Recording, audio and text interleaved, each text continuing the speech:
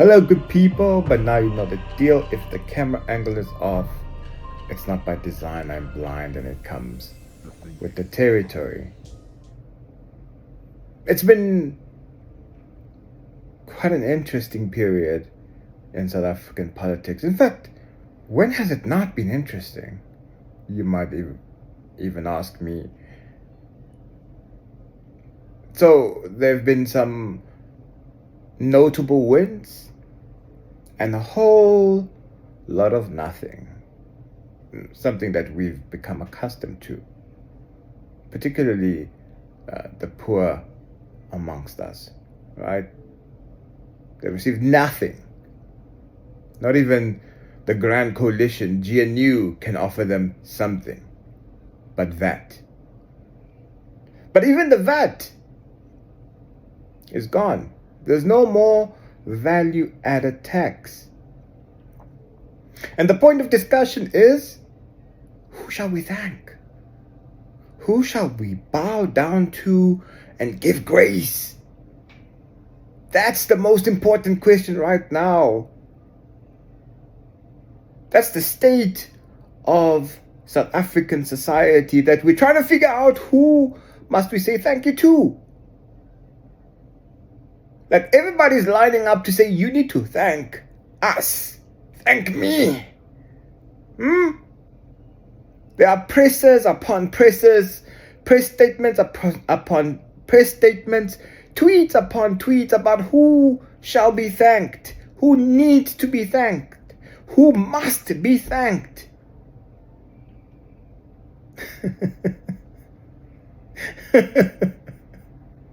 You just wonder, imagine if we had that much eagerness in resolving some of the bigger problems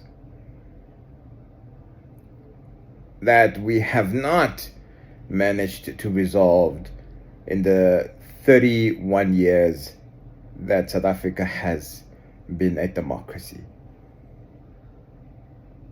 Like poverty, like inequality, like landlessness. It even sounds rhetorical now, doesn't it? It sounds empty for us to be saying these or asking these questions, because they just don't have that level of import. But yet, here we are figuring out who we should be considering our gods. Yet we don't even have a budget. There's no budget in South Africa. And we don't even know when there will be a budget. We have a court ruling essentially nullifying the actions of Parliament and the executive. One of the parties to this court action is a member of the great GNU. Why? Because they couldn't have it their way. And they came to the rescue of the people of South Africa, the poorest people, because they care so much about these people. And yeah, so we're dealing with that. And in the midst of figuring out who should we thank and not having a budget, we need to deal with lies. Lies upon lies. It's as if we do not know that early this year, in February, going into March, there were people strong-arming political opponents and speaking with gusto to South Africans about the fact that we need to have a VAT hike. We're just going to scratch that out of history and pretend as if it never happened. And then we're going to consider these people leaders of society. These are people who are leading a party with the biggest stake in the grand sellout coalition. How is it that Fikile Mbalula is allowed to lie boldly to the South African society? How? We've sunk so low as a people that such lies are merely seen as comical errors.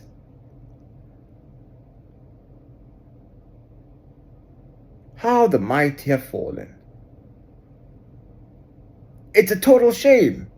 But then again, we'll probably have to redefine the word shame, because Fikile Mbalula even puts shame to the word itself.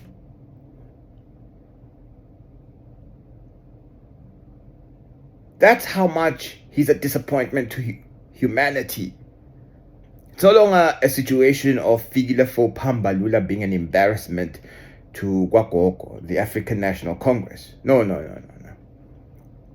Humanity needs to look at him in a strange way and be like, nah. Persona non grata is Fikile Mbalula. And in his clownish ways, he's allowed to parade his lies and speak as though he has authority on these issues, and he remains largely unchallenged, with a career intact and business as usual. It would have been better if at least bekazamanyana ukuthi a flip-flop njengakwaFaro. At least they do it nge-style nyana laphana. There's some grace nyana that they try to administer to flip-flopping. I mean, yeah, some of us are critical of it, but they handle it. They've got that thing on lockdown, right? They figured it out. They've got a strategy. And maybe he could actually learn from them a thing or two. Take something from their playbook on how to be an effective flip-flopper. That's not a play on words. By the way, it's not. But yeah. I mean, the state of Gwagoko as things currently stand is such that you have a pathological liar in a Secretary General and an organization that is fixated with dealing with gossip far more than actually sorting its affairs out, but more critically, dealing with serious matters. I mean, it is far more important, after all, to draft a press statement to talk about a supposed leak, because you know what? It is so important that we speak about this audio recording of this person who we hate so much. We can't stand him. He's a disgusting, despicable human being, but we will devote all our resources to draft a response to an audio leak in which he talks about us, and we need to respond to these rumors. That is far more important than responding to an attempted assassination of the second most important politician in South Africa. No, that's a situation. I didn't know that. You see, you'll be schooled when you hear the great Fikile Mbalula speak. Because apparently it's normal in South Africa to walk out of a meeting, get into your car, and Pow, pow, pow. Bullets flying all over. It's just a situation, man. I don't know. Do we attribute that to the high crime rate in terms of violent crimes? And we then say it's situational? You just wake up in the morning and then konama bullet and you fly out, and then you're like, I know, my man, it's just the situation right now.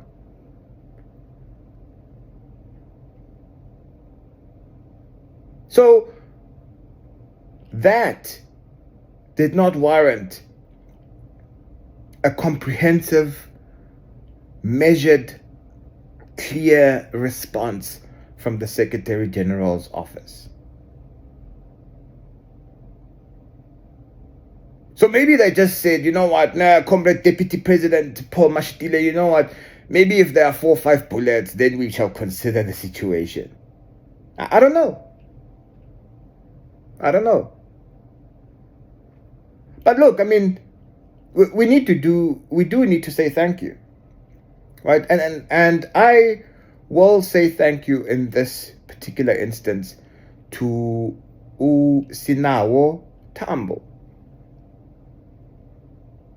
the economic freedom fighter who has been very informative and educational in respect to tax issues and budgeting process in South Africa. Who would have thought, hey, that we still have political figures who actually can do the basics right? So much so we have to thank them. And no, I'm not, I shall repeat, I'm not hating, I'm not being sarcastic. I think the brother, if I may call him brother, because, hey, you call someone a brother and then next thing you get bullied for that. But yes, I do think that the brother needs to be given his flowers. I think he did a commendable job in leading. He's been very clear, he's been articulate, and he's been informing. What you expect from a political figure, the very basics, he's had that. So no, siyabonga, mina ngiyabonga. Personally, I think you've done a good job. In fact, I would say he's been the top foot soldier for Gwafaru at present. I mean, it's definitely better than Ndhlela. I mean, when it comes to that type of character, Ndhlela, you should just expect him to rather tell you about how you look like. Ask him about policy, dololo. Right? He'd either tell you about your mother, your father, and that he's selling furniture. Game, set, match. Nothing else about value or bring substance to conversation. So on that basis, we just have to then, at least I have to say that my favorite, or at least one of my favorite politicians at the present, has to be Mr. Thambo. The other, of course, as I've declared on X, is Mr. Floyd Shivambu.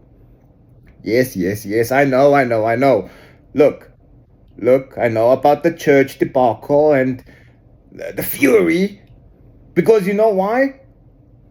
All of you church goers go to divine spaces where you find no criminals, where you find no sinners, nothing. I mean, you'd swear that some of you are not even being encouraged to drink petrol or being prayed for by snakes, being forced to eat grass. No. Against lutho lokho emasontweni wenu. I mean, y'all are so righteous, so divine, that on Good Friday, going to Resurrection Day, on Sunday, y'all were on social media telling us how bad the SG of the MK is.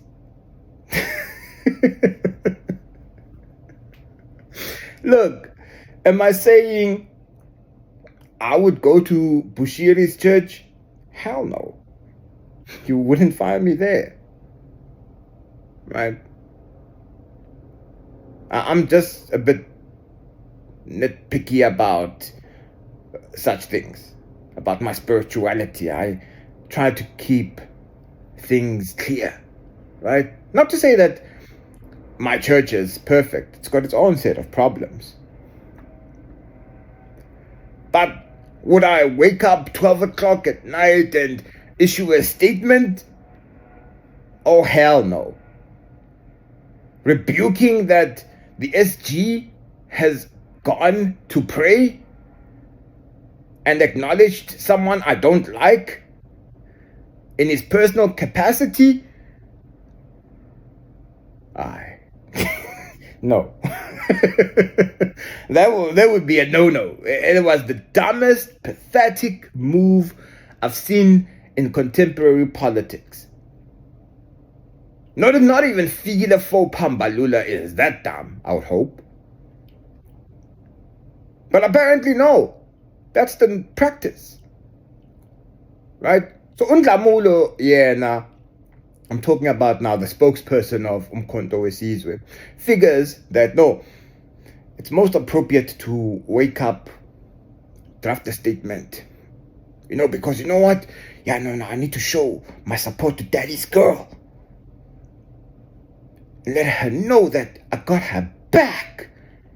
And I'll show Floyd that this is what a man does.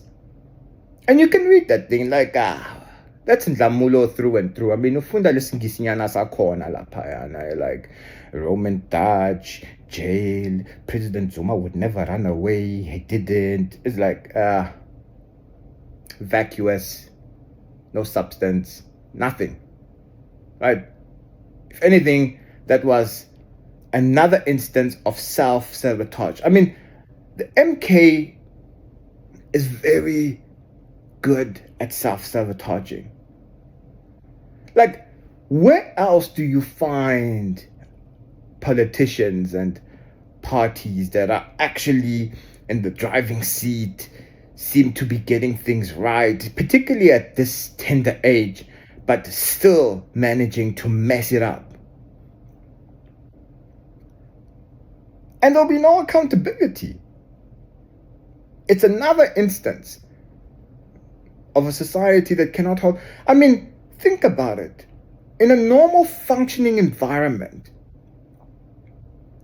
that would be considered to be bringing the organization into disrepute.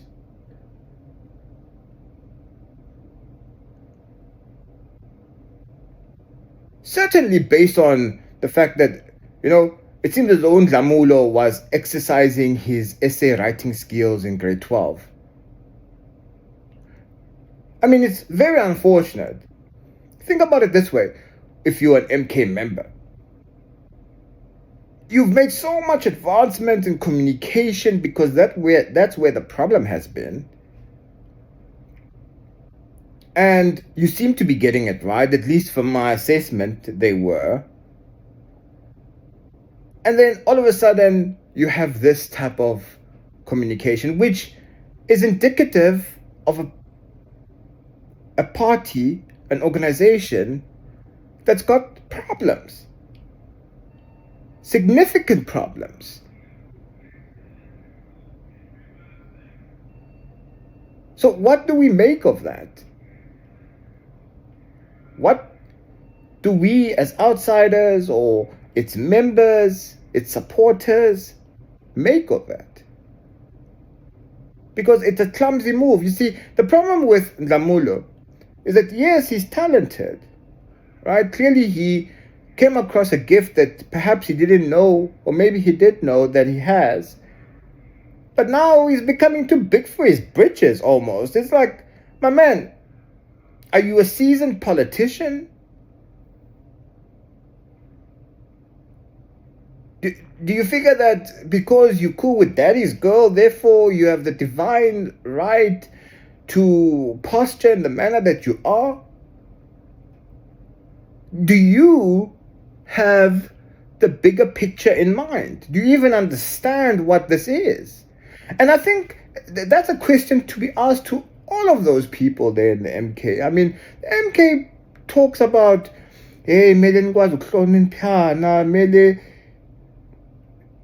show deference to each other and be collegial, comradely, etc., etc. And then you have this nonsense. I mean, yes, some of the comrades within the parliament, they seem to be keeping it on the low.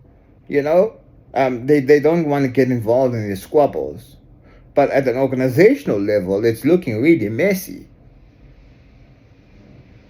I saw some of the members speaking out publicly about this, but there has not been any accountability. And I don't think there will be accountability. Maybe they'll let it slide because maybe Floyd is that type of person. But how many more incidents such as these do there need to be before it really hurts the organization? Now look, on the one hand, MK seems to be doing things right. I mean, on the ground, they're pulling numbers, they're winning by-elections, and that's quite significant. I mean, eThekwini win award, and you hardly 18 months old? That's impressive. But on the other hand, you seem to be all over the place and falling short. And that can be detrimental. So it needs sorting out.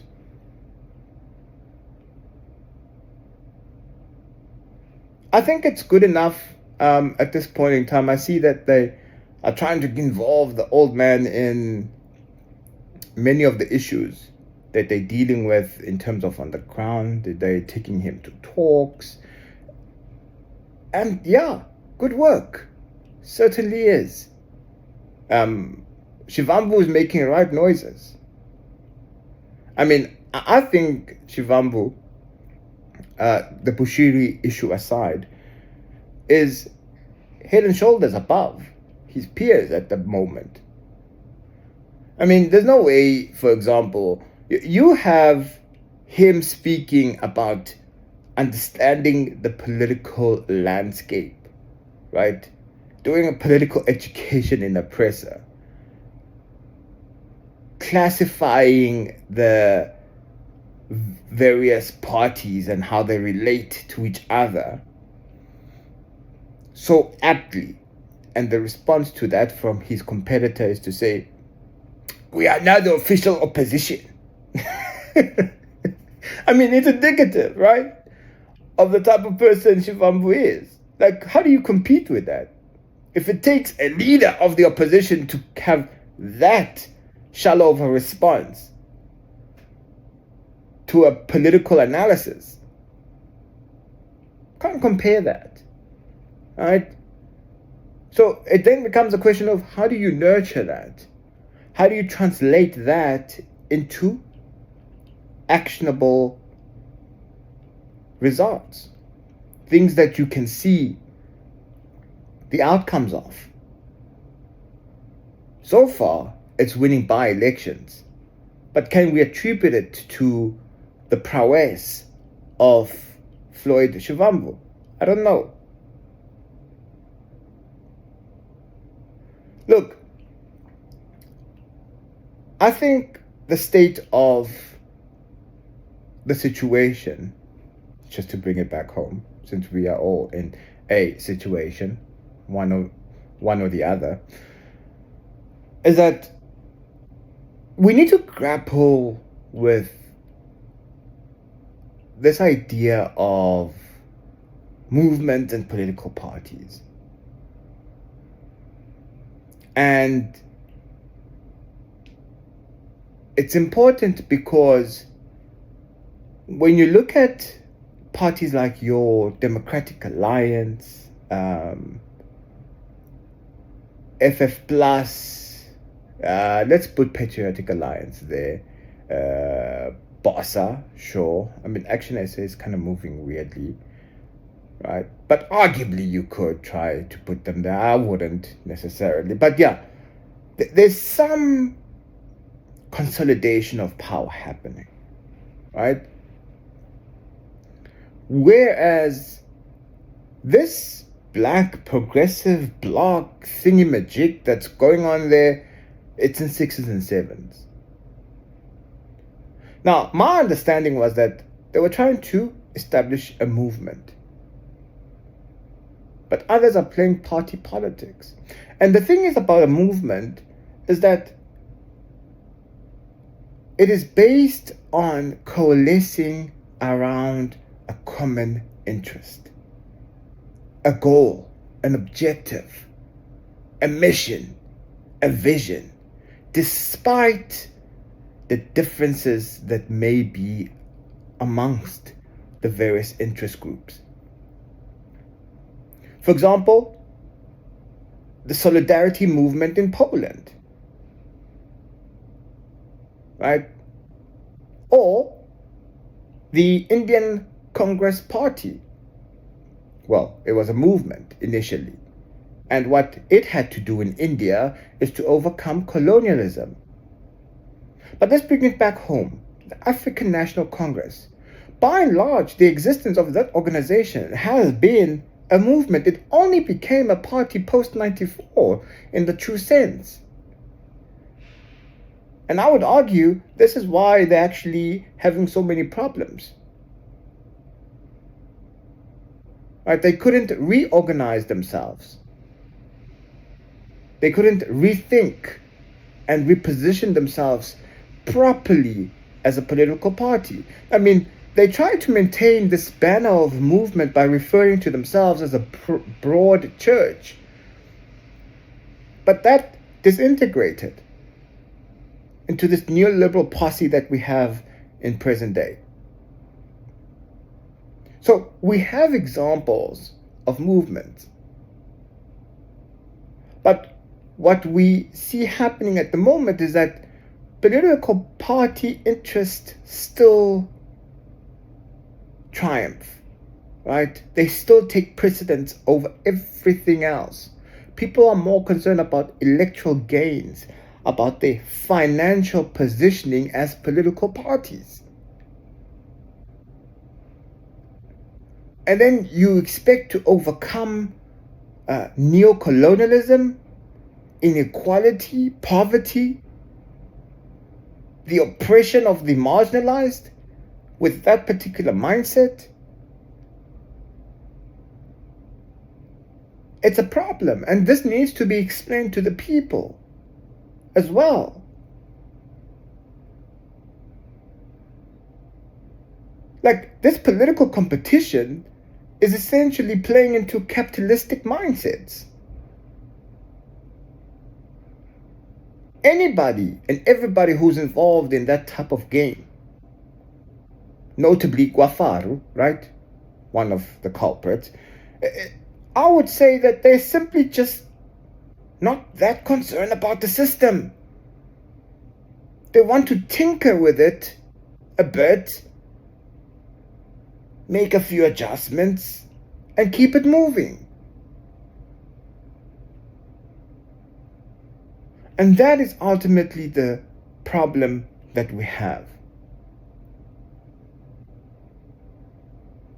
Which then begs the question, at what point in time will we actually see the revolution advancing? What are your thoughts? Do you agree or disagree?